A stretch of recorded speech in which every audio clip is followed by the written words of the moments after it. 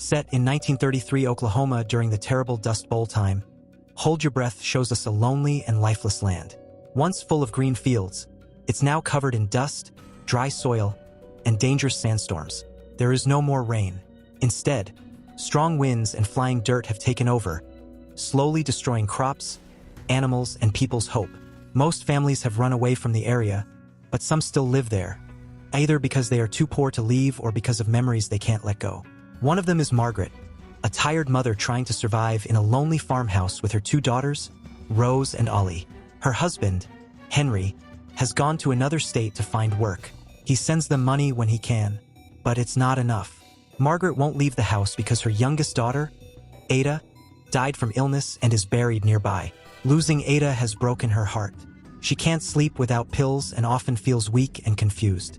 Her sadness and fear grow worse, and she starts seeing things that aren't really there. Her younger daughter Ollie, already a victim of the harsh environment, lost her hearing after surviving scarlet fever, the same illness that claimed Ada's life. Rose, the older sister, has stepped into a protective role, often caring for Ollie while trying to stay strong for her mother.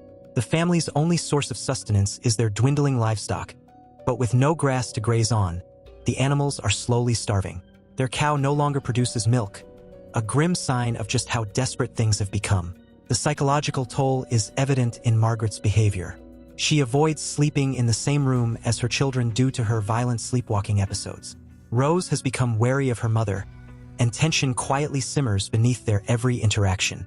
The only brief comfort comes from the hope that Henry might return, or that they might one day join him, but such dreams feel increasingly distant.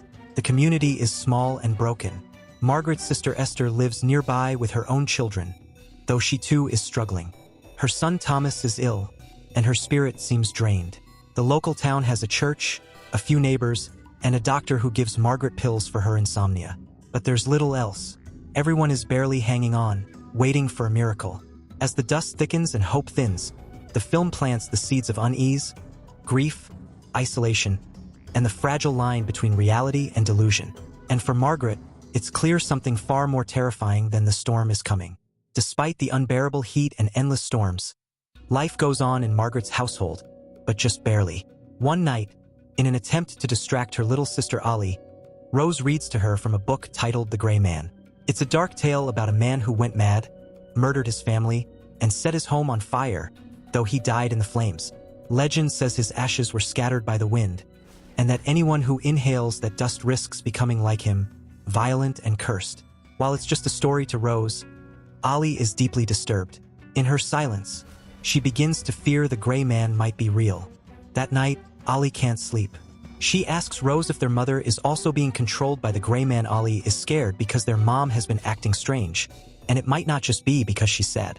Rose tries to comfort her, but their mother's strange behavior is getting harder to ignore.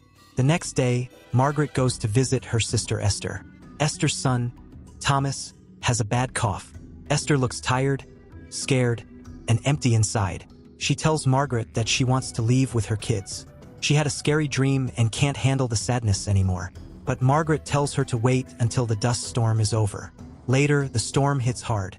Margaret, Rose, and Ollie are outside trying to get back home. In the confusion, they lose sight of Ollie, but find her already inside the house, scared and shaken.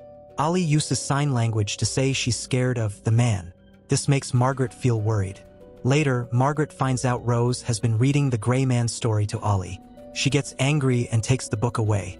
That night, Margaret hears strange sounds coming from the barn. When she goes to check, she finds a hurt man hiding there. He says his name is Wallace, and he's wearing Henry's coat. Wallace tells her that Henry gave him the coat and that he came to see if the family was okay. He says he's a preacher who got injured in the storm and needs a place to stay. Margaret is careful but lets him stay for a while, especially after something surprising happens. When Rose gets a nosebleed, Wallace gently touches her face, and the bleeding stops quickly. To Margaret, it seems like a miracle, but something still doesn't feel right. Who is Wallace really? And why does it seem like his arrival brings both rain and fear? As Wallace quietly stays in the barn, strange things start happening. Finally, after a long time, it rains.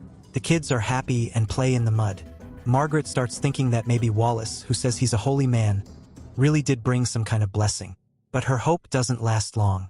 In town, she hears shocking news. Her sister Esther had tried to run away with her kids during the storm. Their wagon was found buried under dust. 2 of her children didn't survive.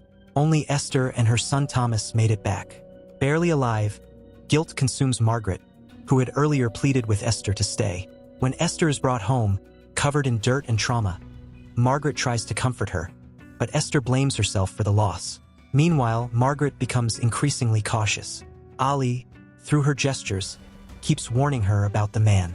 Margaret, already battling sleep deprivation and stress, begins to wonder if her hallucinations are returning or if something more sinister is unfolding. That suspicion sharpens when Margaret receives a long-awaited letter from Henry. In it, he reveals that he had indeed sent money and a coat, but both were stolen before reaching her. Wallace, wearing that exact coat, becomes the obvious suspect. Margaret confronts him.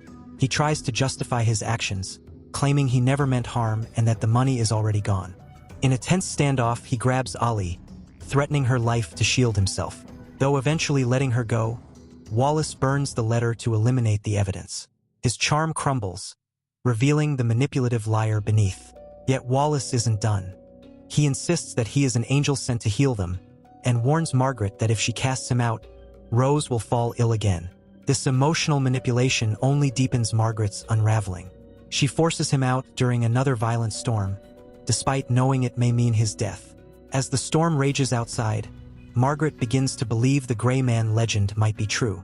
In her sleepless haze, she starts connecting Wallace's arrival. The rain and the death surround her. The line between her grief-driven hallucinations and actual danger blurs completely, and Rose realizes her mother is spiraling deeper into paranoia, and the worst may still be ahead. After Wallace is cast out into the storm, Margaret's mental condition deteriorates rapidly. Already exhausted from grief, insomnia, and the pressure of survival, she now finds herself convinced that the Gray Man is real and that Wallace was either an incarnation of him, or maybe he brought the curse with him.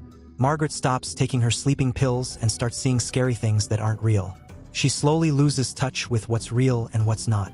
That night, she dreams her sister Esther is trying to hurt Ali. She wakes up suddenly, scared. Margaret begins blocking the house with whatever she can find, stuffing cloth into the cracks of doors and windows to keep out the dust and the evil. She tells her daughters they must always wear masks. Rose, scared and worried about her mother, tries to keep Ali calm, but both girls are starting to realize that their mother is losing her mind. Soon, Rose sees more strange and scary behavior. Their mother becomes suspicious and acts without warning. She gets angry when she sees the barn door open.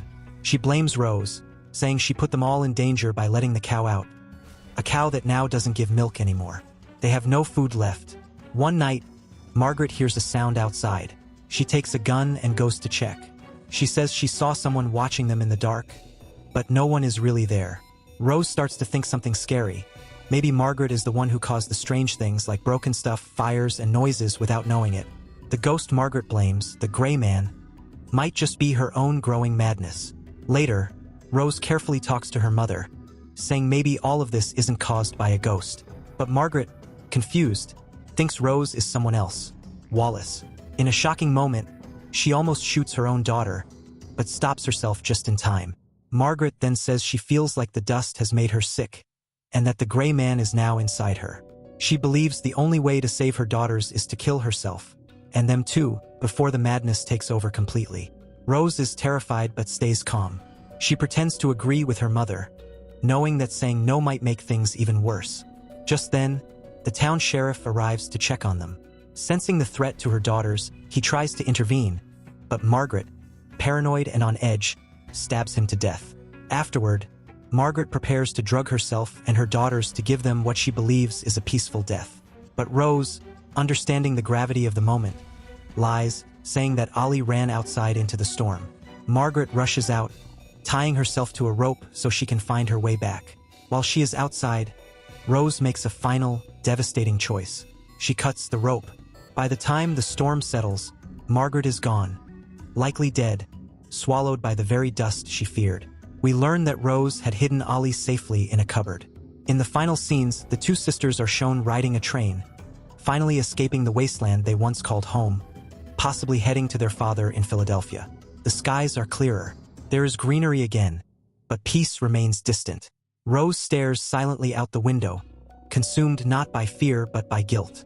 She may have saved her sister, but she also abandoned her mother, and though the dust is behind them, the trauma still clings to her. The film closes on this haunting ambiguity.